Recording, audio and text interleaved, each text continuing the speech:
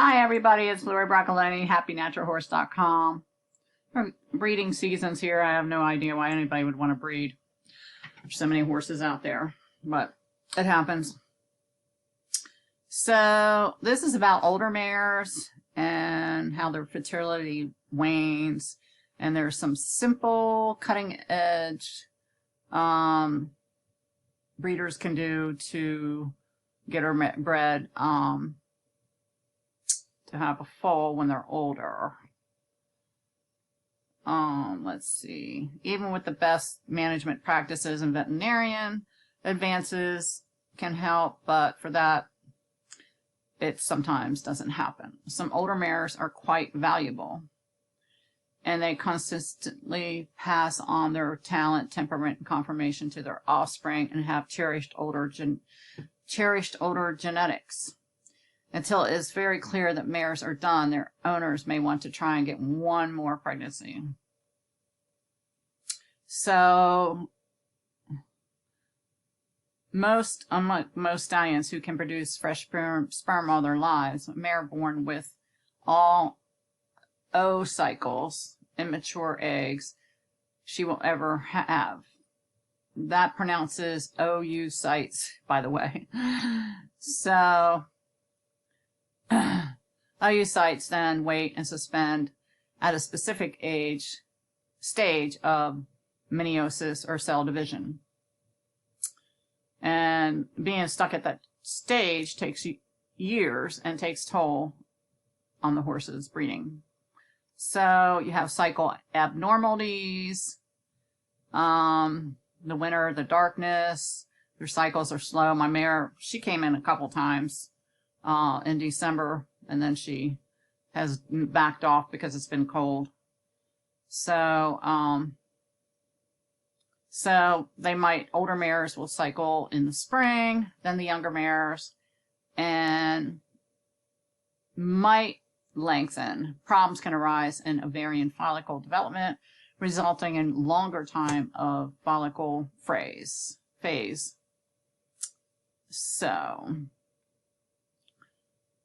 So things can happen. Endometriosis of the cyst, scar tissue from having too many falls,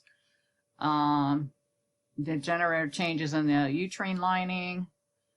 So things can happen. So talked about that. So a lot can happen in an older mare, and you might want to consider the risk. The other is which the ovaries are lined like hair-like chillas that transport the egg and the sperm, and they have accumulation of debris such as cells, fibrin strands, and it blocks the tubes, prevents the egg and the sperm from developing, an embryo from passing. So you take a lot of chances trying to breed your mare. So common ways to improve it. Testing. Get your mare tested. It's expensive.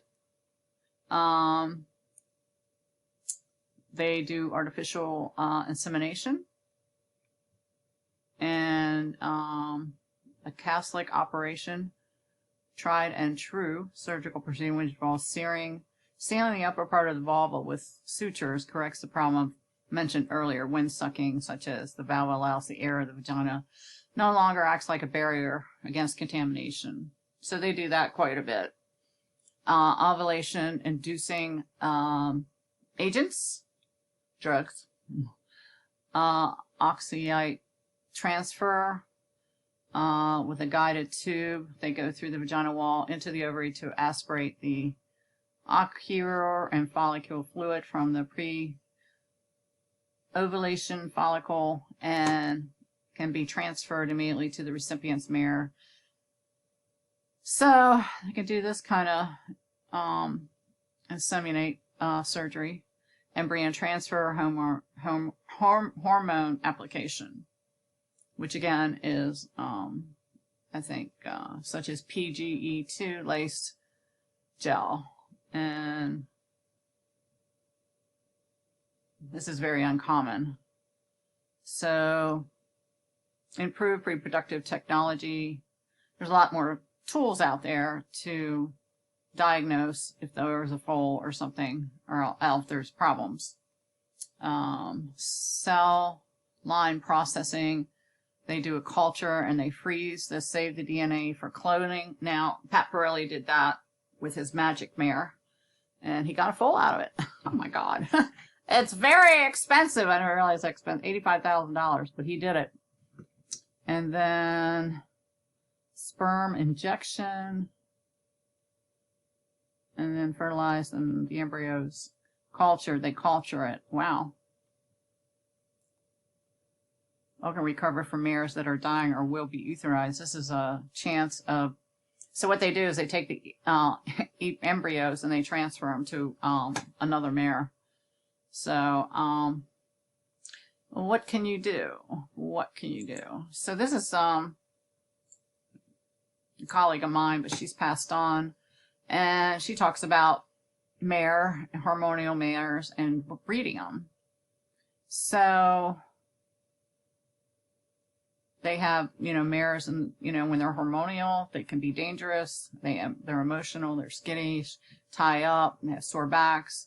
They don't tail ringing, they get nasty. I've had some attack me at clients' homes. And you don't wish to do the synthetic hormone route.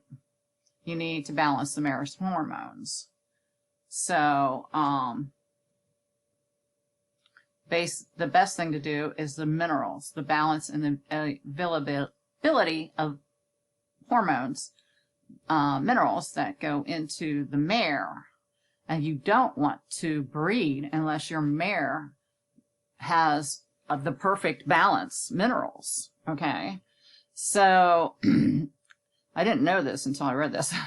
Chelated manganese have shown that the mineral actually goes through the hormone triggering process, and it stimulates the hypothalamus to activate the pituitary gland to activate the thyroid. In the cattle industry, with this chelated mineral, the supplement cattle had more follicle activity, which is the other article said that you needed, and the cattle had more earlier conception, fewer bacterial infections, lower death rates, abortions. Mares that don't ovulate properly are set up for problems, and their heat cycle goes on, and the mare is irritable, and they get cysts or form. It's just a pain in the ass. I mean, just give your big sky minerals. You'll have the healthiest foals. I'm going to show you some in a minute. So, the mineral supplement must be balanced.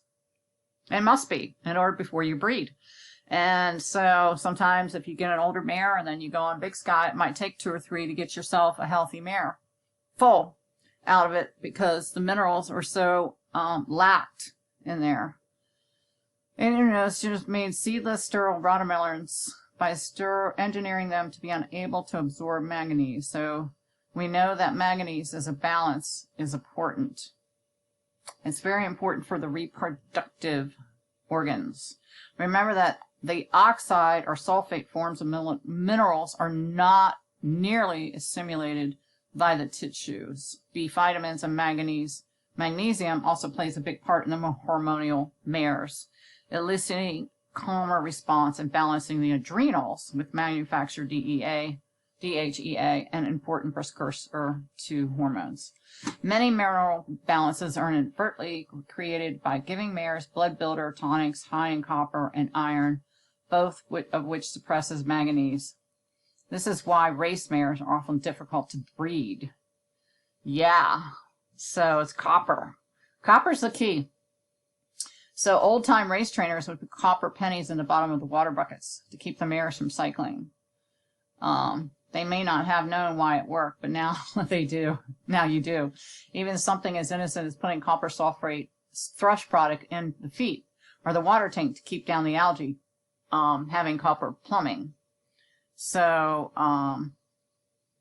high iron content and drinking water can do the same.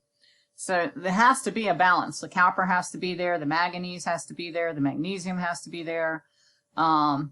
when the heat cycles are balanced, then you know that you got a healthy mare. That means they cycle right on time. I think they cycle for 3 days, and then you're fine. So she suggests Easy Boy, which is magnesium, and it has other nutrients in it from Dynamite. And it's a great product. I'm not going to say it's not, but you can drench it, the Easy Boy, and in a crampy mare in her cycles, and give it in its mouth. You have to remember that assuming mineral intake balance is above, care must be taken not to feed thyroid inhibitors. The major culprits are alfalfa hay, sweet feed, linseed, and soybean meal, which is in your GMO feeds, people. Hello. Alfalfa contains excess protein, excess calcium, and both of these compromise the thyroid function. And you wonder why you have laminitis in the spring. Guys, come on. So, it's a really good article. I'm going to go ahead and paste it in the video below. But this is really, really, really good article for you guys to read. So, let me go here and show you the Big Sky products. So you want to feed the Big Sky minerals is all you have to feed. That's why they made it. That's why they made Big Sky. They were losing their mares. Their mares weren't having babies. So we're going to go to the testimonials. Oh yeah, the mare's chromium and selenium deficiency are gone. My gelding's magnesium deficiency has dramatically improved on the product. Using Big Sky minerals has made the biggest change. I've been trying for years to get my breeding program right. I've tried many different products and now I've got it right with Big Sky. So, let's see.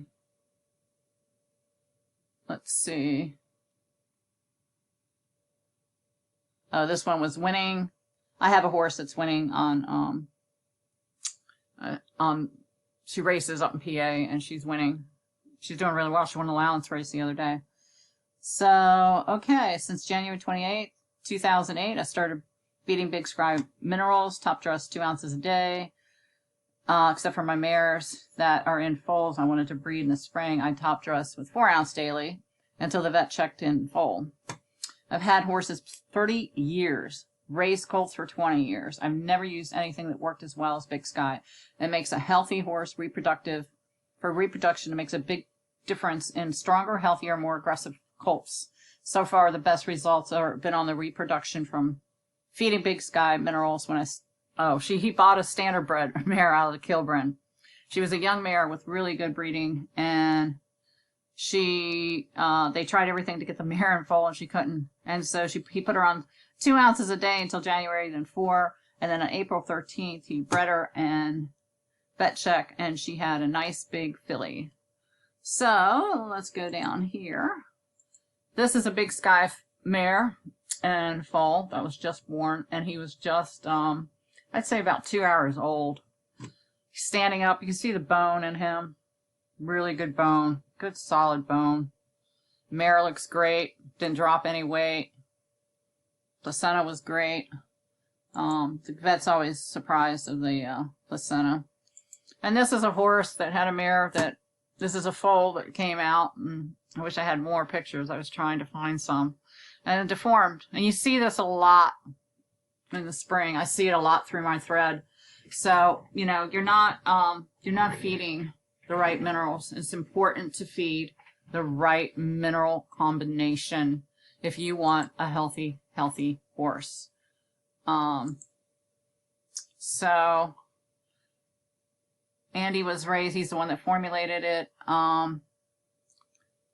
And he said, you know, he noticed that over the years his horses didn't have the sheen, they didn't have the coats. He began to study the horse and notice the issues coming from and what they ate over the years. He had a natural presence of the mineral in the soils had been depleted, which means that today's horses aren't getting the natural mineral content that they received years ago. Now, it's important to remember, I have been on the Big Sky now for over 10 years, and a lot of my clients have too.